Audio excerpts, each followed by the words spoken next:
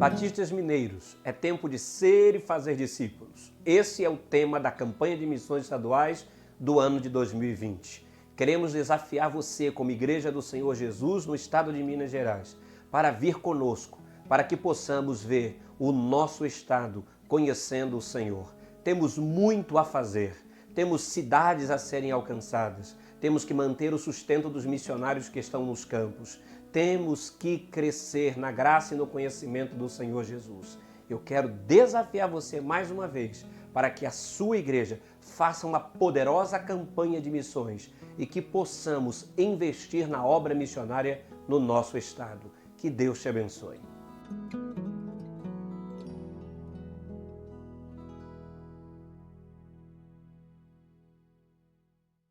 Olá pessoal, tudo bem? Você deve estar se perguntando como iniciar um discipulado a partir da nossa campanha de missões. Mas que tal observarmos como Jesus formou os discípulos?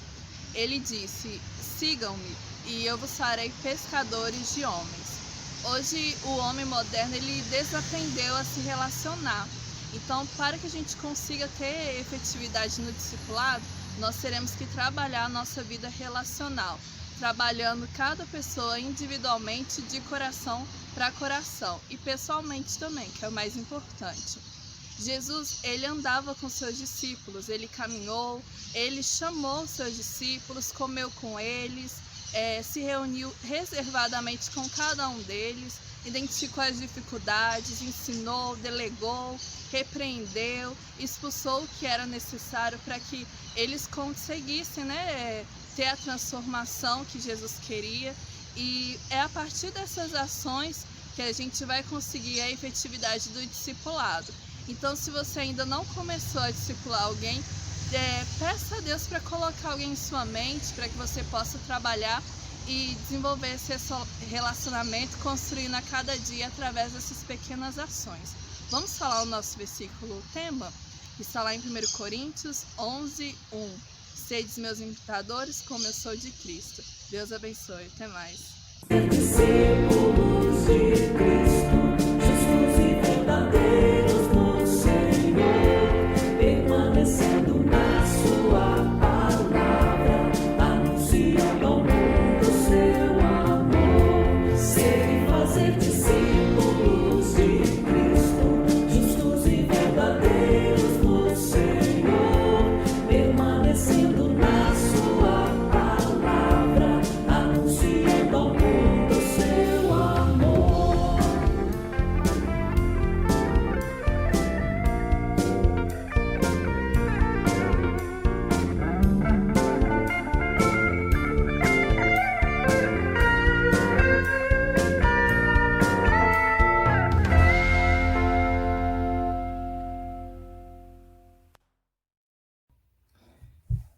Boa noite, meus irmãos, a paz do Senhor, que Deus possa estar abençoando a cada um de vocês.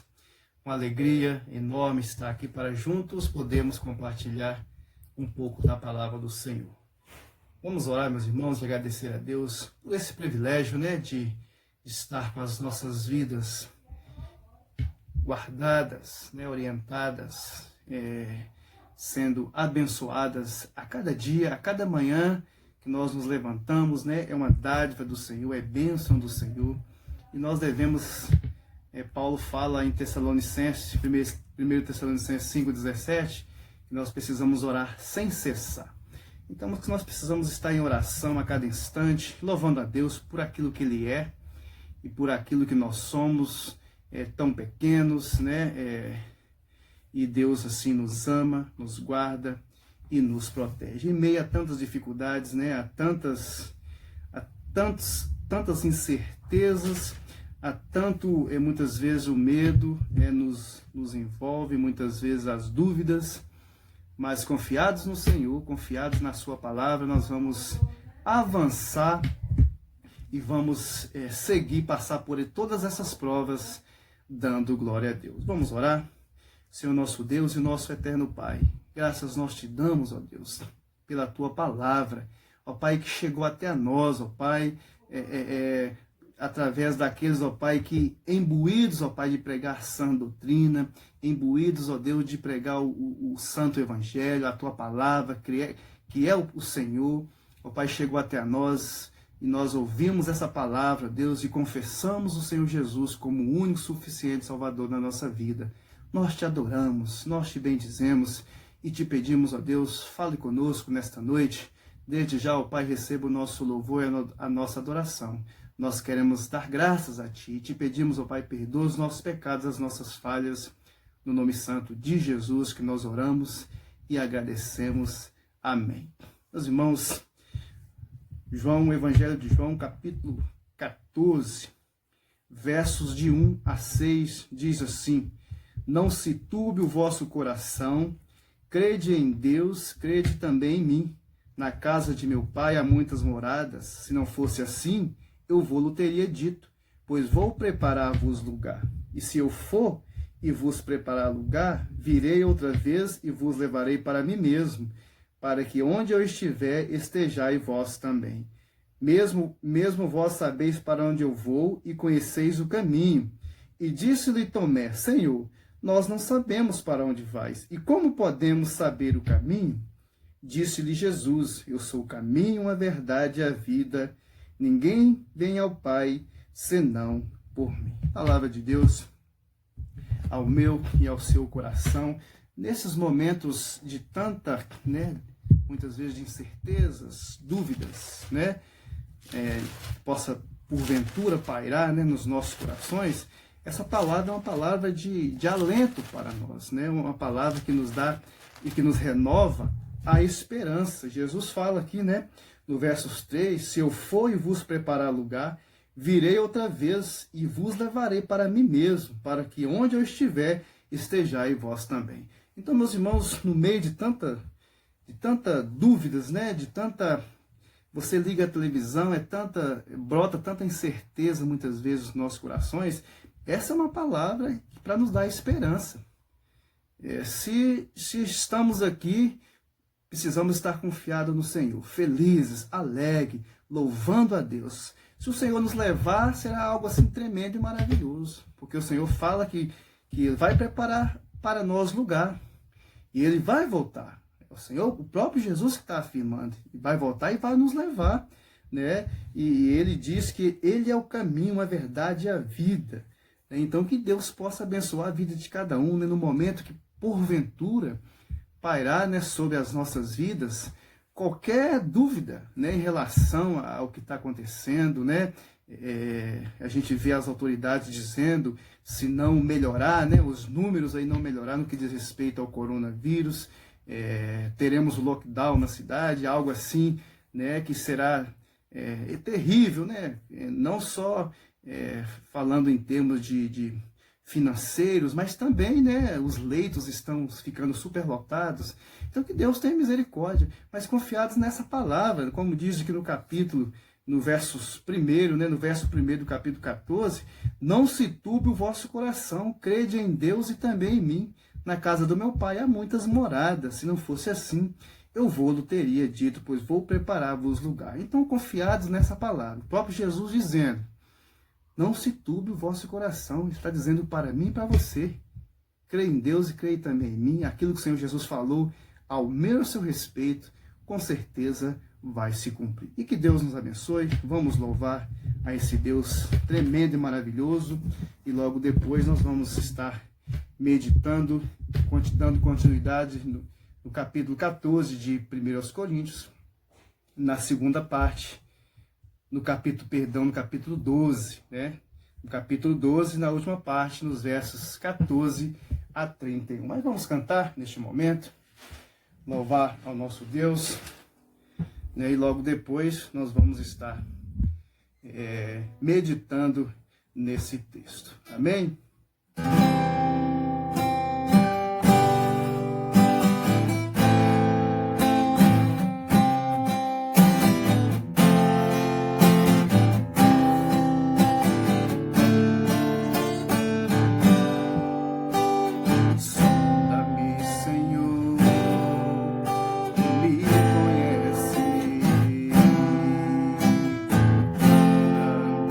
Meu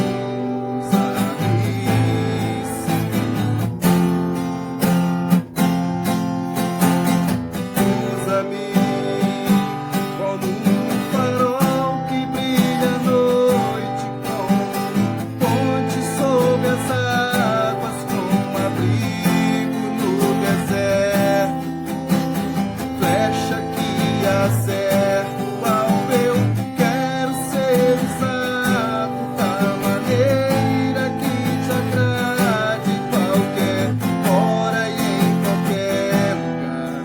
Eis aqui a minha vida, usa-me, Senhor, usa-me.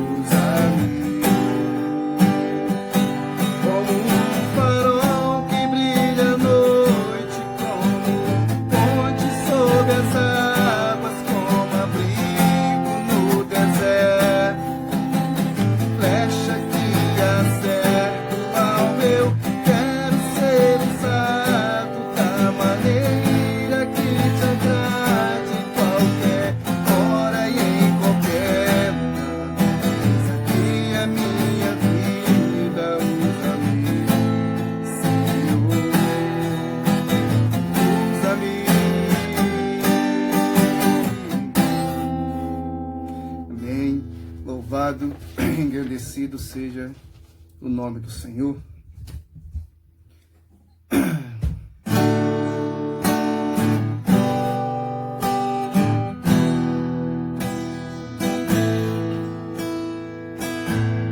Eu não te busco por aquilo que tu podes me dar. Eu não te sirvo para ter algo de tuas mãos. O meu amor por ti é fruto do teu grande amor por mim, do alto preço que pagaste em meu lugar. Creio que pode acontecer do que eu espero de ti, porém se não acontecer, ainda assim te louvarei. Eu espero em ti, pois sei que és fiel, mas eu também sei que seus caminhos são mais altos. Não importa quando, como ou se acontecerá, para sempre eu te servirei.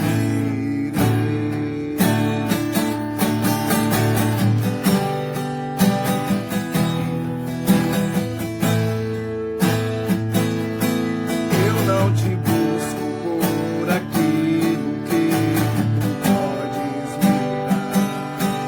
Eu não te sirvo para ter algo de tuas mãos. O meu amor por ti é fruto do meu grande amor. O alto preço que pagaste em meu lugar. O que pode acontecer? O que eu espero de ti? E se não acontecer, ainda assim te louvarei. Eu espero em ti. Sei que és fiel, mas eu também sei que os caminhos são mais altos. Não importa quando, como, se acontecerá, para sempre eu te servirei. Eu espero em ti. Sei que és fiel, mas eu também sei que os caminhos são mais altos. Não importa quando, como ou se acontecerá, para sempre eu te servirei. Para sempre eu te servirei. Amém. Louvado, engrandecido seja o nome do Senhor sobre a minha vida, as bênçãos do Senhor, proteção do Pai. Louvado e agradecido seja o nome do Senhor. Vamos orar, meus irmãos, e agradecer a Deus pelos louvores cantados. Senhor nosso Deus e nosso eterno Pai, graças nós te damos, ó Deus, pela tua palavra. Louvado e agradecido seja o teu nome, ó Deus. Receba o nosso louvor e a nossa adoração. Nós somos gratos a ti, ó Pai, por cada momento, cada cuidado. Deus, o Salmo 23 diz, ó Pai, que o Senhor é o nosso pastor. Ó Pai, que nós, ainda que nós porventura andássemos pelo vale da sombra da morte, não temeremos mal algum, porque tu estás comigo. A tua vara, ó Pai, ou seja, a tua proteção, o teu cajado, ó Pai, nos consola. E certamente que a bondade e as misericórdias vai nos seguir todos os dias da nossa vida. E nós habitaremos na casa do Senhor por longos dias. Nós te louvamos, ó Pai, pelas bênçãos reveladas a nós na tua palavra. Ó Pai, muitas vezes, ó Deus, nós não compreendemos, ó Pai, o todo, ó Pai, daquilo que o Senhor quer nos falar. Vivemos, ó Pai, emaranhados, ó Pai, de discussões, de dúvidas, mas, ó Pai, nós precisamos cada dia mais avançar no conhecimento da tua palavra. E muito mais de conhecer, ó Pai, é viver. Ó Pai, que o Senhor possa cada dia estar nos abençoando. Que a plenitude, ó Pai, que é Cristo, seja buscada por cada um de nós, por cada vida, por cada membro que representa essa igreja aqui neste lugar. Nós te adoramos, ó Pai, por esse privilégio de pregar a tua palavra, de te servir, ó Deus. Nós sabemos, ó Pai, que muitas coisas, ó Pai, nos impedem, ó Deus, de fazê-lo, ó Pai, com liberdade. Muitas vezes, ó Pai, na plenitude, ó Pai, o momento, ó Deus, exige, nos pede que assim façamos, ó Pai. Mas confiados no Senhor, saberemos que, ó Pai, que os dias se aproximam, ó Pai, que nós podemos juntos, ó Pai, em comunhão, te adorar e bendizer o teu santo nome. Mas que nesses momentos que nós estamos passando, ó Pai, que cada um de nós não venhamos desfalecer da fé. Tenha misericórdia de nós, nos abençoe e nos fortaleça, no nome santo de Jesus. Amém. Louvado e agradecido seja o nome do Senhor. Os propósitos de Deus para a igreja é para que haja diversidade. No domingo retrasado falamos, sobre a unidade. Agora falaremos sobre a diversidade. Eu gostaria que os irmãos pudessem abrir comigo. Primeira carta de Paulo aos Coríntios, no capítulo 2, nos versos 14 ao 31, que diz assim: porque também o corpo não é um só membro, mas muitos. Se o pé disser, não sou mão, não sou do corpo, nem por isso deixa de ser do corpo. Se o ouvido disser, não sou olho, não sou do corpo, nem por isso deixa de ser do corpo. Se todo olho fosse ouvido, se todo o corpo fosse olho, onde estaria o ouvido? Se todo ele fosse ouvido, onde estaria o olfato? Mas Deus dispôs os membros, colocando cada um deles no corpo como ele quis. Se todos, porém, fossem um só membro, onde estaria o corpo? O certo é que há muitos membros, mas um só corpo. Os olhos não podem dizer à mão, não precisamos de você. E a cabeça não pode dizer aos pés, não preciso de vocês. Pelo contrário, os membros do corpo que parecem ser mais fracos são necessários. E os que nos parecem menos dignos do corpo, a estes damos muito maior honra. Também os que em nós não são decorosos, revestimos de especial honra. Ao passo que os nossos membros nobres não têm necessidade disso, contudo, Deus coordenou o corpo, concedendo muito mais honra àquilo que menos tinha, para que não haja divisão no corpo, mas para que os membros cooperem com igual cuidado em favor uns dos outros, de maneira que se um membro sofre, todos sofrem com ele, e se um deles é honrado, todos os outros se alegram com ele. Ora, vocês são o corpo de Cristo, individualmente membros desse corpo. Uns Deus estabeleceu na igreja, primeiramente apóstolos, em segundo lugar profetas, em terceiro lugar mestres, depois operadores de milagre, depois os que têm dons de curar, ou de ajudar, ou de administrar, ou de falar em variedade de línguas. Será que são todos apóstolos? Será que são todos profetas? Será que são todos mestres? São todos operadores de milagres? Todos têm dons de curar? Todos falam em línguas? Têm todos o dom de interpretar essas línguas? Entretanto, procure com zelo os melhores dons. Oremos.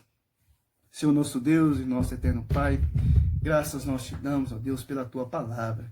Louvado e engrandecido seja o teu nome. Fala conosco. Ó Pai, nós queremos aprender mais da tua palavra. Mais da tua palavra verdadeira, a sã doutrina, a sãs palavra, aquela que vai mudar a minha vida e a vida do meu irmão. Toma cada um de nós nas tuas mãos. No nome santo de Jesus, nós oramos e agradecemos. Amém. Os propósitos de Deus para a igreja é para que haja diversidade. Paulo usa, meus irmãos, o corpo humano como ilustração. Ele explica 3 fatos importantes sobre a diversidade do corpo de Cristo. Por que existem membros diferentes? Ele diz no versos 14 e 20, é que para que possamos viver, crescer e servir o corpo, precisa de funções diferentes. E que ao se descobrirem a sua dependência mútua, os membros promovem a unidade, versos 21 a 26. E que essa diversidade do corpo é para que cumpra a vontade de Deus para o corpo, versos 27 a 31. Então vejamos o que a palavra do Senhor quer nos falar no que diz respeito a estas verdades. A primeira verdade está aí no capítulo 12, nos versos 14 a 20, para que possamos viver, crescer e servir, o corpo precisa de funções diferentes. O propósito da igreja é que haja diversidade. Para quê? Para que possamos viver, crescer e servir, o corpo precisa de funções diferentes. Então, diz assim o versos 14, porque também o corpo não é um só membro, mas muitos. Se o pé disser, porque não sou mão, não sou do corpo, nem por isso deixa de ser do corpo. Se o ouvido disser, porque não sou olho, não sou do corpo, nem por isso deixa de ser corpo. Se todo o corpo fosse olho, onde estaria o ouvido? Se todo ele fosse ouvido, onde estaria o olfato? Mas Deus dispôs os membros, colocando cada um deles no corpo como ele quis. Se todos, porém, fossem um só membro, onde estaria o corpo? O certo é que há muitos membros, mas um só corpo. Meus irmãos, vejo em quase todas as igrejas esse problema. Sempre existe nas igrejas grupos, cada um quer fazer o que gosta e não o que a palavra diz. Para que o corpo funcione bem, seja bem nutrido, é preciso tratá-lo em sua diversidade. Assim como o corpo possui muitos membros e cada um dos membros depende uns dos outros, assim também é a igreja de Cristo. Não tem como o pé ou o olho querer ser independente do resto do corpo, pois deixará de ser útil e desligado do corpo, ele morrerá. Assim também a igreja, todos nós somos dependentes uns dos outros. Meus irmãos, no corpo humano, quando um dos membros tem algum tipo de problema, é natural que o resto do corpo sofra junto. Por mais que ele não queira, não haverá como fazê-lo. Né? Vocês estão vendo aqui esse machucadinho no dedo, uma coisa à toa, mas todo o corpo sente. Olha que analogia tremenda e maravilhosa que Paulo faz. Né? Tudo que encosta aqui, todo o corpo sente. Não tem nada a ver com a outra mão, com o pé, com a cabeça, com o braço, nada a ver, mas todo o corpo sente. Né? Imagine que você esteja com fome, caminhando por algum lugar deserto a pé, você vê um pé de manga que está carregado de mangas maduras, bonitas e cheirosas. Os seus olhos, ele vê a manga, mas não basta o olho ver. Você tem que usar a mão para pegar, você tem que usar a boca e dentes para morder e mastigar. Você tem que usar a língua para movimentar. Você tem que usar o esôfago para engolir, o estômago para triturar, o fígado. Ou seja, você precisa que todo o corpo exerça as suas funções. Se alguma delas falhar, você terá problemas. Da mesma forma, meus irmãos, a igreja, todos os membros de igual maneira precisam fazer a sua função para que tudo funcione bem. E tanto no corpo como também na igreja é preciso nos abdicar de algo em prol do outro. Por exemplo, você gosta de uma determinada comida, porém por uma deficiência de saúde, o médico diz que esse alimento não é bom para você. Então você abdica dele. Os irmãos sabem que eu não tenho vesícula. Então, algumas coisas que eu salto aos olhos, que eu gostaria de comê-las, eu não posso comê-las. Então, eu abdico, né, daquele alimento que os olhos desejam, que ao paladar é delicioso, em benefício de algum órgão, mas que redunda em todo o corpo. Para que o corpo seja beneficiado. Então, eu deixo de fazê-lo, ou faço, né? Muitas vezes, alguma coisa que eu não gosto de fazer, mas preciso fazer. Né? Comer algo que eu não gostaria de comer, mas preciso comer, pois irá fazer bem para o estômago.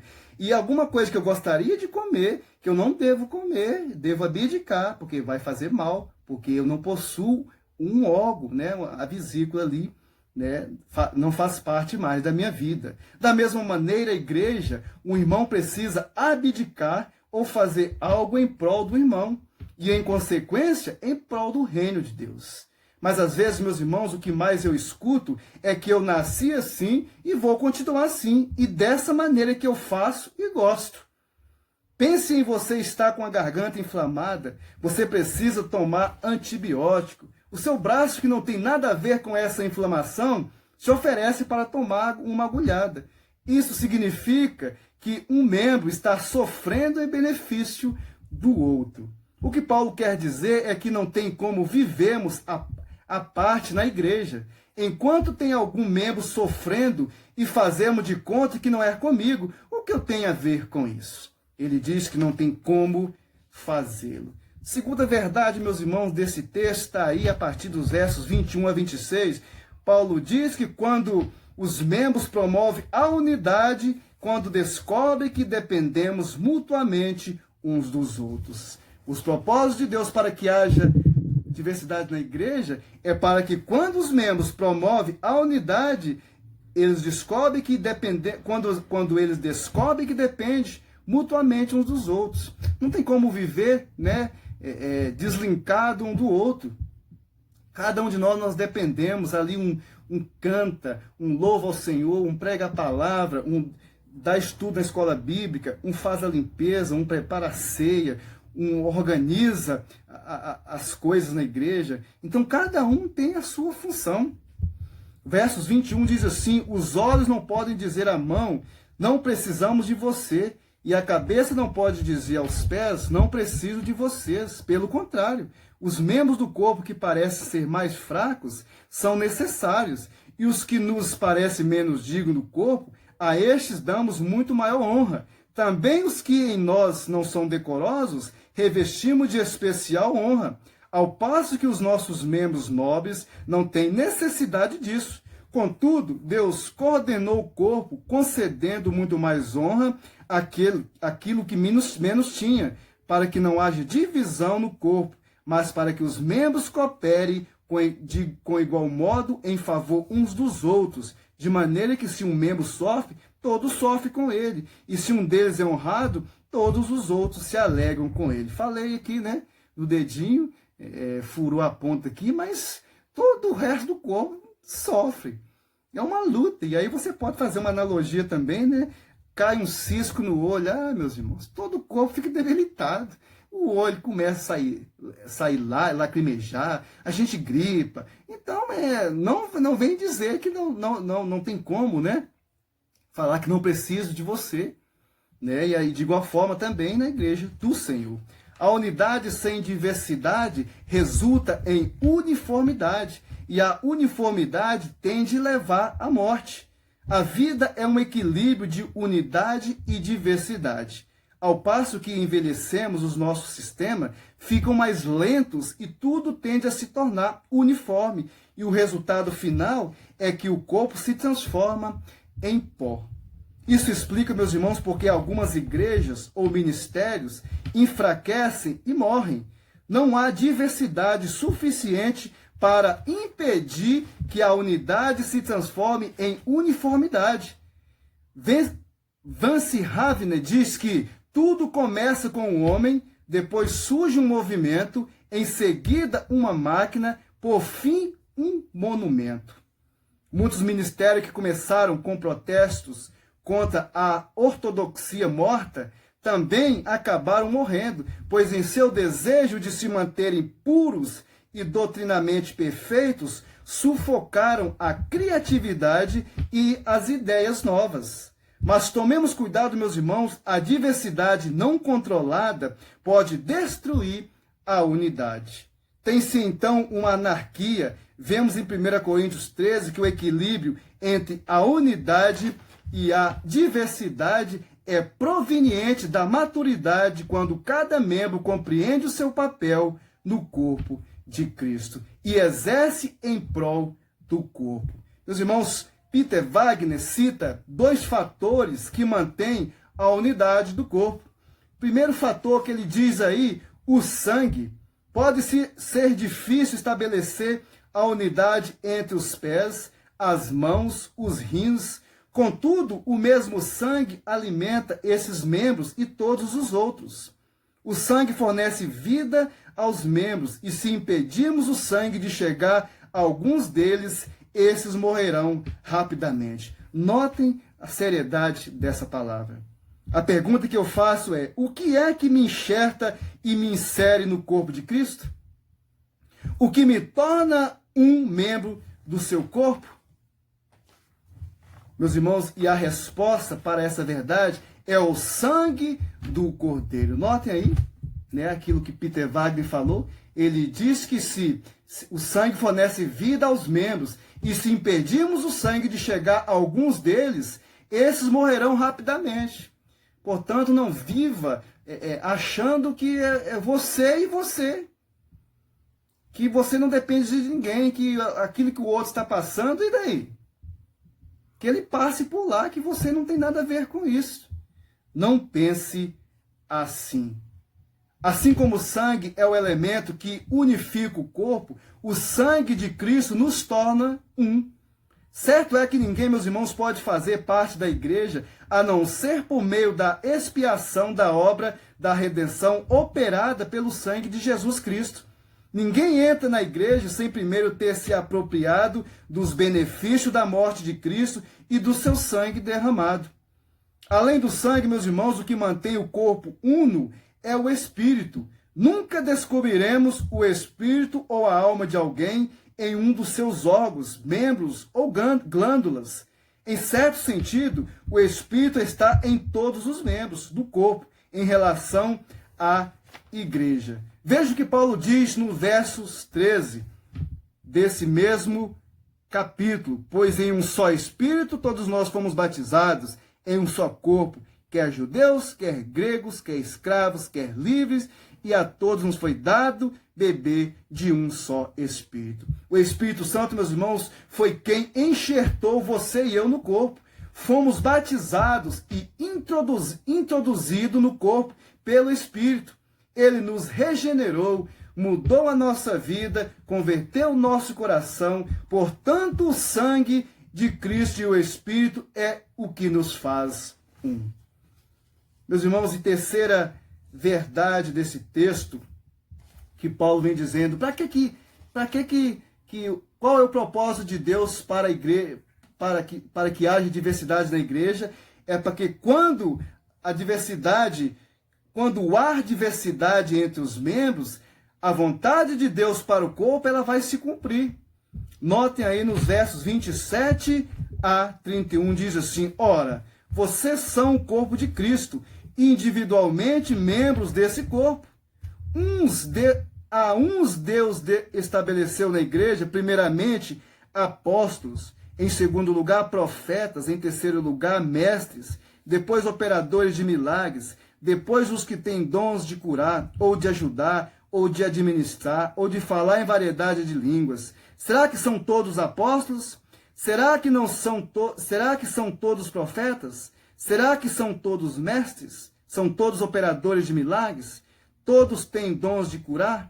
Todos falam em línguas? Todos têm o dom de interpretar essas línguas? Entretanto, procure com zelo os melhores dons. E aí, muitas vezes, alguma função que algum irmão faz na igreja, muitas vezes, eu já vi muitas pessoas desvalorizar, achar que não tem importância. Certa feita, meus irmãos, um pastor conta que toda vez que tinha um culto, né? Aí, quando passava a palavra para ele, tinha sempre uma irmãzinha que descia para uma sala abaixo no templo. E aquilo o incomodava, né? Ele ficava pensando, o que essa irmãzinha, será que ela não gosta da minha palavra? Será que ela não gosta da minha pregação? Sempre que o louvor passa a palavra para mim, que eu vou pregar, que eu subo no púlpito, ela desce e vai lá para a sala no porão da igreja. Aí, certa feita, ele disse que ele iria pregar, ele subiu no púlpito, e aí, quando a irmãzinha desceu, alguém assumiu o púlpito no seu lugar, e ele foi ver o que a irmãzinha estava fazendo. E ela estava exatamente orando pela vida daquele pastor. Portanto, meus irmãos, todo aquele tempo que ela fazia isso, ela estava sustentando aquele pastor em oração. Então, tudo aquilo que cada irmão faz na igreja, por mais importante que possa ser, que nós não venhamos dar valor nenhum, nós podemos achar até insignificante. Meus irmãos, é importante para Deus, é importante para o corpo de Cristo. Então, Paulo vem dizendo, quando há diversidade entre os membros, é para que a vontade de Deus se cumpra no corpo. O corpo humano, meus irmãos, é a máquina mais perfeita que existe. Por isso, as alusões ou figuras que Paulo usa em comparar a igreja, ao meu ver, essa do corpo é a melhor. Ele diz que assim como um corpo, cada membro tem uma função importante, mas que o que importa é que cada um faça a sua parte no corpo, e assim cumpra a vontade de Deus para o corpo, que é a unidade. A diversidade no corpo, meus irmãos, é a evidência da sabedoria de Deus. Cada um dos membros precisam uns dos outros, e nenhum deles pode se dar o luxo de ser independente. Quando parte do corpo torna-se independente, gera um problema muito sério, que pode levar a uma enfermidade ou até mesmo à morte. Paulo diz que cada um tem a sua função no corpo, nos versos 28 a 31, e que é Deus quem concede os dons e quem determina os cargos. Deus tem um plano perfeito, não apenas para a igreja como um todo, ou seja, todo o povo de Deus, mas também para cada congregação local, ou seja, a nossa igreja. E as outras também que nos cercam por aí. Nós não temos motivo algum para crer que cada congregação do Novo Testamento possuía todos os dons. A igreja de Corinto era especialmente abençoada com dons. 1 Coríntios 4, 1, 4, 7 e 2 Coríntios 8, 7. No entanto, Deus dá a cada congregação exatamente os dons de que precisa e quando precisa. Paulo, nesses versos, ressalta que há uma lista de prioridades para os dons, pois alguns são mais relevantes do que outros. E aqui, entendam-me, não estou dizendo que muitos dons que ficou lá naquele passado, que foi para dar veracidade à palavra dos apóstolos, que foi para dar credibilidade à sua pregação, possam ser exercidos hoje. Não disse isso. Não estou dizendo isso. Estou dizendo naquilo que Paulo está falando aqui no contexto. Então, entendam-me, que Deus possa nos abençoar. No versos, meus irmãos,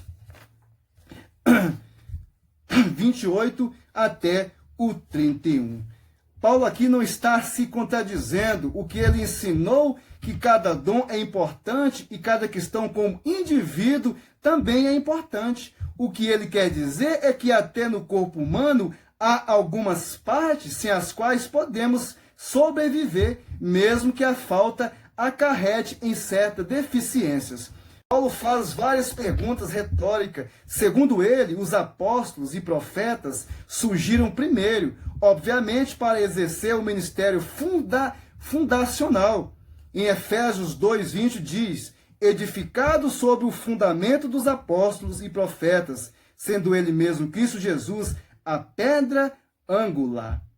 Os mestres eram essenciais para ajudar a afirmar os cristãos na fé. Os outros dons se faziam necessários de tempo em tempos para ajudar os cristãos como indivíduos e edificar a igreja. Aqueles dons que ficou lá no passado.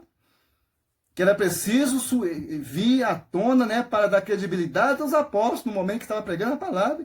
Ficou naquele momento lá. Então é isso que Paulo está dizendo, E no verso 31, na parte B, Paulo diz que para procurar com zelo os melhores dons.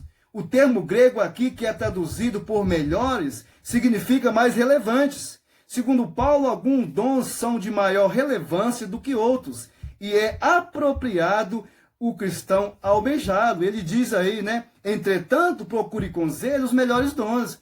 Aquela lista toda que ele coloca lá, alguns ficam por último. Procure com zelo os melhores dons. No verso 1, Paulo dá grande valor à profecia, mas os cristãos valorizavam o dom de línguas. Paulo coloca esse dom em último lugar da lista. Então, Paulo está tentando corrigir a moda, a maneira errada de encarar os dons que Deus dava à igreja de Cristo. Meus irmãos, e para concluirmos, o que nós precisamos aprender com este texto é que a unidade e a diversidade devem ser contrabalançados pela maturidade, pois a maturidade é a decorrência do amor. Os cristãos maduros espiritualmente, ele ama mais os seus irmãos. Paulo diz no final desse capítulo, e no capítulo 13, que tudo aquilo que eles buscavam passariam, mas o que iriam prevalecer era o amor. E gostaria que vocês lessem juntamente comigo. Ele diz aqui no capítulo 13, ele diz, capítulo 13, versículo 12, porque agora vemos como num espelho de forma obscura, depois veremos face a face. Agora meu conhecimento é incompleto, depois conhecerei como também sou conhecido. Agora, pois, permaneçam a fé, a esperança e o amor. Esses três, porém o maior deles é o amor.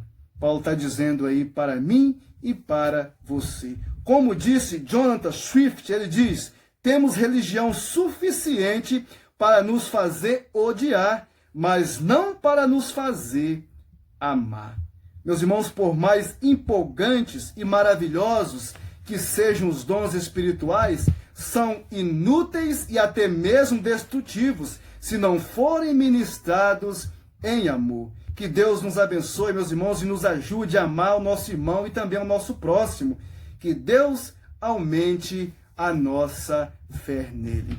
Que o Senhor nos abençoe. Que o Senhor a cada dia nos ensina a amar. A Bíblia diz, se você não ama o seu irmão, que você vê como você diz que ama a Deus, porque Deus é amor. Que Deus abençoe a vida de cada um de vocês. Sigamos firmes, confiantes na vitória, porque a vitória não pertence ao mundo, pertence ao Senhor. E a Bíblia diz que nós em Cristo, nós somos mais do que vencedores. Então, confiados nesta verdade, vamos marchar passos firmes para a vitória, que é quando o Senhor Jesus nos chamar, levar a sua igreja para junto dele, para juntos vivemos eternamente, glorificando e louvando o nome do Senhor. Engrossarmos o coro dos anjos que diz 24 horas, assim como diz em Apocalipse, dizendo: Santo, Santo, Santo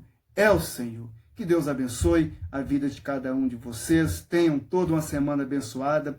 Estejam lembrando, meus irmãos, pela vida do irmão Jaci, que vai estar passando por uma bateria de exames aí. Que Deus possa, com certeza, Deus está no controle, de todas as coisas na vida do Jaci, na minha, na sua vida. Que Deus possa estar abençoando a vida do Jaci. A sua mãe também, esses dias, ela caiu, a irmã Coleta, mas já está se recuperando.